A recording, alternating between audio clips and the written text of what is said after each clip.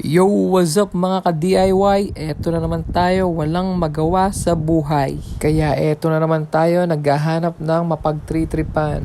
At iyang nananahimik nga ng mags ang ating napagdiskitahan mga ka-DIY. Kaya kung gusto nyong masayang ang oras nyo sa trip natin na to, tapusin nyo ang bidyong to. At ayan na nga mga ka-DIY, medyo maaga-aga tayo nagising ngayon dahil sa wakas, di tayo pinuyat ni Commander, no? At habang nagpapanggap tayo nag-iisip dyan mga ka-DIY, meron ako naisip na pagkakabalahan. At dali-dali ko lang ang kinalas ng mga gulong ng ating sasakyan mga ka-DIY nang mabanatan na. Umepekto na nga yung inom nating tubig dyan na walang kape mga ka-DIY kaya tamang trip na naman tayo. Pagkakalas nga ng mga gulong mga ka-DIY, niliya at primer ako na kaagad dyan. At habang nag-aantay tayo matuloy ang primer, bigla lang nag-activate ang ating kasipagan at pininturahan natin pati itong drum brake ng ating sasakyan mga ka-DIY.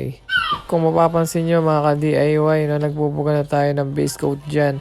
Pero bago tayo nag-apply ng base coat, nagbuga muna tayo ng primer at natuyo na nga ang primer natin mga ka-DIY kaya rekta na tayo buga ng kulay. Pinatimpla nga lang natin yung kulay natin na yan mga ka-DIY dito sa ating suking tindahan. Una ko na ang binugahan tong likod ng ating mugs mga ka-DIY. After natin magbuga dyan sa likod, susunod naman natin yung harapan. Apply lang tayo dito ng mga 2 to 3 coats hanggang sa matakpan yung primer natin. Then after nun patuyuin natin, sabay rekta top coat na mga ka-DIY. Medyo mahirap din palang bugahan itong mga ganong klase ng mugs na mga ka-DIY. Akala ko noong una, medyo madali lang. Habang binubugahan ko nga ito, bigla ako na-realize na mahirap din pala magpintura mga ka-DIY. Kaso, andyan na yan. Napasubo na naman tayo. Wala na tayong magagawa dyan, kundi tapusin na natin yan. Kung hindi, paktay na naman tayo kay Commander. At ayan na nga, lumabas na ang natutulog na dragon mga ka-DIY. Napagalitan na naman tayo ng di oras. Sinaniban tuloy tayo ni The Flash kaya ayan ngayon bigla tayong bumilis. Kung mapapansin nyo dyan mga ka-DIY, no? 3 piraso lang yung mugs na pinipinturahan natin. Alam nyo kung bakit? Tinira ko talaga yung isang mugs para kinabukasan.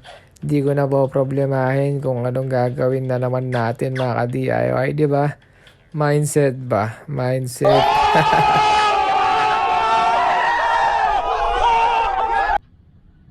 At natapos na nga ang kalokohan pinaggagawa natin, no?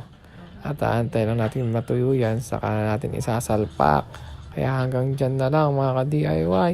Shot puno!